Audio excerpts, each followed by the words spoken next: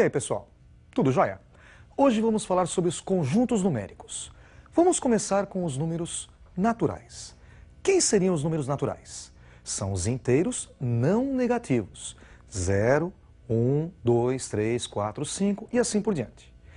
Se você somar um número natural com outro número natural, o resultado com certeza é natural. Então nós dizemos que a adição é fechada para os naturais. A multiplicação também. Se você multiplicar um número natural por outro número natural, o resultado com certeza é natural. Então a multiplicação também é fechada para os naturais. Já a subtração não. Se você pega um natural e retira dele outro número natural, o resultado nem sempre é natural. Por exemplo, se você pega o número 2 e retira o número 3, 2 menos 3 é igual a menos 1, que não é natural. A subtração não é fechada para os naturais. E a divisão?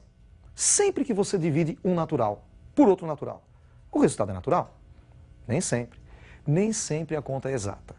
A divisão de dois números naturais não é fechada. E ela é chamada divisão euclidiana. Vejam a representação. O símbolo dos números naturais é essa letra N. E o conjunto seria 0, 1, 2, 3, 4 e assim por diante. Vamos fazer algumas divisões. Por exemplo, 10 dividido por 5. 10 dividido por 5 é igual a 2. 2 vezes 5, 10. Para 10, nada. Então, 10 pode ser escrito como sendo 5 vezes 2 mais 0. É a divisão euclidiana. Notem que o resto foi 0. A divisão é exata. Agora, se nós dividirmos 9 por 2, 9 dividido por 2 é igual a 4. 4 vezes 2, 8. Para 9, 1. Sobrou o resto 1. Nós não podemos acrescentar a vírgula e continuar a divisão, porque senão o número deixou de ser natural. Então a divisão com números naturais é a divisão que deixa resto. Nós podemos dizer que 9 é igual a 2 vezes 4 mais 1. Para generalizar, se nós dividirmos o número A pelo número B, encontramos um quociente Q e um resto R. E esta representação pode ser feita assim. A é igual a B vezes Q mais R. Às vezes, aparece essa divisão no vestibular. Divisão com números naturais, a divisão euclidiana. Vejam esse exemplo. Dados dois números naturais, A e B. Dividindo-se o número A pelo número B, encontramos quociente 2 e resto 6. Dividindo-se A mais 2 por B, encontramos quociente 3 e resto 1. Calcule o valor de A mais B. Bom, ele começou dizendo que dividindo-se A por B, o quociente é 2 e o resto é 6. Vejam a representação. A dividido por B, quociente 2 e resto 6. Transformando em equação, A é igual a B vezes 2 mais 6. Ele disse também que dividindo-se A mais 2 por B, encontramos quociente 3 e resto 1. Vejam a representação. A mais 2 dividido por B, quociente 3 e resto 1. Transformando em equação, A mais 2 é igual a B vezes 3 mais 1. Dá para a gente montar um sistema. Veja o sistema. Primeira equação, A igual a 2B mais 6. E segunda equação, A mais 2 igual a 3B mais 1. Para resolver esse sistema, nós vamos substituir a primeira equação na segunda. Notem que na primeira equação, A é igual a 2B mais 6. Substituindo na segunda, no lugar de A, escrevemos 2B mais 6. E mais 2 igual a 3B mais 1. Subtraindo 3B dos dois lados, encontramos 2B menos 3B, fazendo a conta 6 mais 2, mais 8. Tudo isso igual a 1. Agora nós vamos subtrair 8 dos dois lados. 2B menos 3B encontramos menos B, igual a 1 menos 8, que é igual a menos 7. Então, menos B igual a menos 7. Multiplicando por menos 1, encontramos B igual a 7. Falta agora encontrar o valor de A. Vamos pegar a primeira equação. Lembra da primeira equação? A é igual a 2B mais 6. Substituindo B por 7, A igual a 2 vezes 7 mais 6. 2 vezes 7, 14, e mais 6, 20. A igual a 20. Como ele pediu para nós calcularmos A mais B, A mais B é o mesmo que 20 mais 7, 27. Além dos números naturais, nós vamos ver também os inteiros e os racionais. Vejam as representações.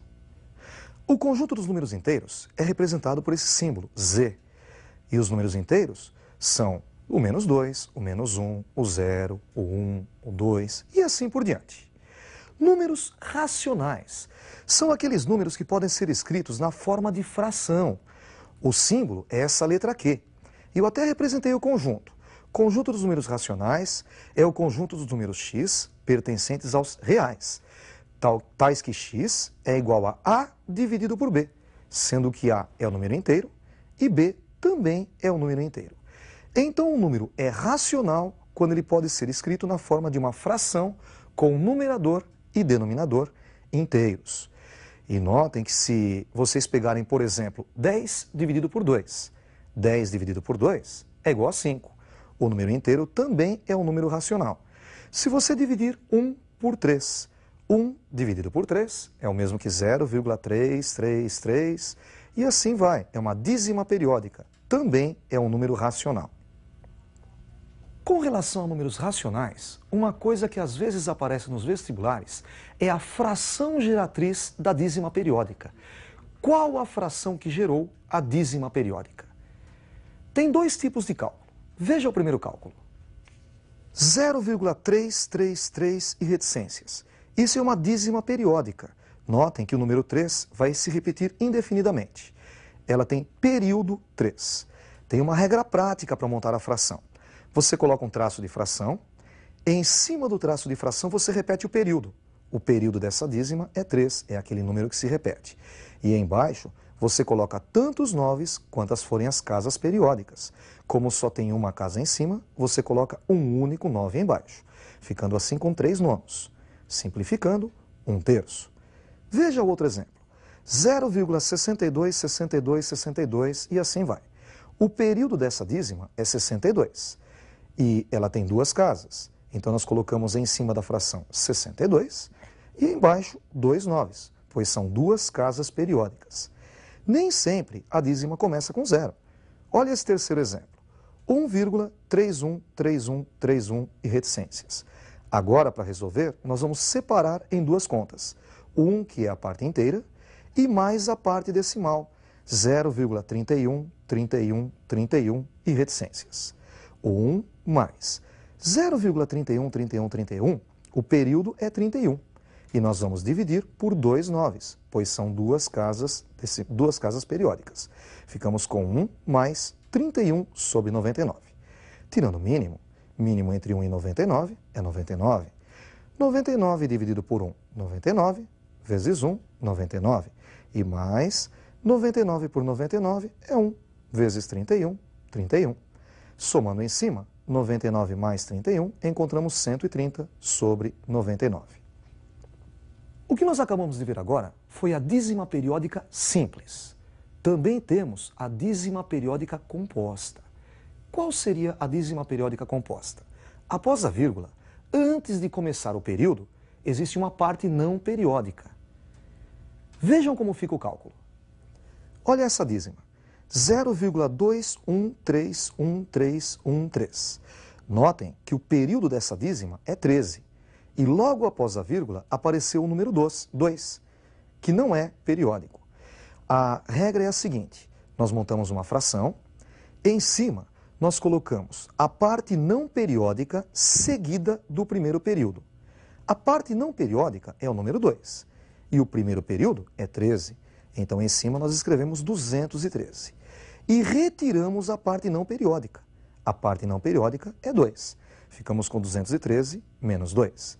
E o denominador é constituído também de duas partes. A primeira parte, tantos noves quantas forem as casas periódicas. Como o período da dízima é 13, ele tem duas casas. Nós colocamos 2 noves embaixo. E esses noves são seguidos de tantos zeros quantas forem as casas não periódicas.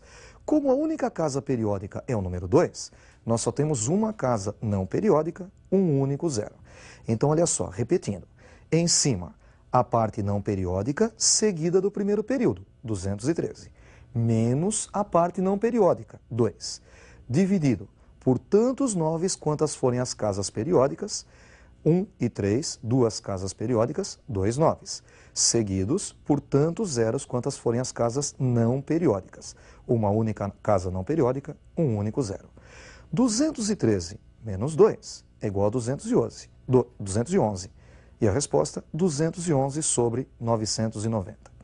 Vejam esse outro exemplo. 0,15777 e assim por diante. Outra dízima composta. O período é 7 e a parte não periódica, 15. Vamos fazer a conta. Em cima, a parte não periódica seguida do primeiro período, 157, menos a parte não periódica, menos 15. Embaixo, tantos 9 quantas forem as casas periódicas, como o período é 7 e só tem uma casa, vai um único 9. Seguido de tantos zeros quantas forem as casas não periódicas. São duas casas não periódicas, vão 2 números zeros. Fazendo a conta em cima, 157 menos 15, 142, dividido por 990. Neste caso, podemos simplificar por 2, em cima e embaixo, obtendo assim 71 sobre 450. Vamos agora falar sobre números complexos. O número complexo é o número na forma de um par ordenado. Veja a representação. O símbolo do número complexo é a letra C, e ele é um conjunto formado por pares ordenados x e y, sendo que x é um número real e y é um número real. Existem duas operações importantes entre os números complexos na forma de par ordenado. Vamos pegar um número A, um par ordenado A e B, pertencente aos números complexos, e um par ordenado CD, também pertencente aos complexos. A primeira operação é a adição. Nós podemos somar os dois pares ordenados, AB mais CD. O x resultante é a soma do x dos dois elementos, A mais C. E o y, a soma dos y resultantes, B mais D. Outra operação é a multiplicação, AB vezes CD. Aí tem uma regrinha, tem uma fórmula. Para fazer o x, você pega o primeiro multiplicado pelo primeiro, A vezes C, menos o segundo multiplicado pelo segundo, B vezes D. Aí você encontrou o x. Para encontrar o y, você faz o contrário. O primeiro multiplicado pelo segundo, A vezes D, e mais o segundo multiplicado pelo primeiro, B vezes C. Além da representação na forma de par ordenado, você também tem a forma algébrica de representar o número complexo. Veja a forma algébrica. Se nós pegarmos o par x e y, ele pode ser representado na forma algébrica por z igual a x mais yi, sendo que x é a parte real, yi a parte imaginária. Por exemplo, se nós pegarmos o par AB, ele pode ser representado por z igual a mais bi. Vamos usar agora números. Por exemplo, 1, 2 é o mesmo que 1 mais 2i. 2 menos 7, 2 menos 7i. Menos 1, 0. Menos 1 mais 0i. Opa, 0 vezes i é igual a 0. Sobra então menos 1. Esse é um número real. E 0, 1. 0 mais 1i. 0 mais 1i é o mesmo que i. Ele é chamado imaginário puro. Com isso, nós encerramos a nossa aula de hoje. Até a próxima aula. Um abraço.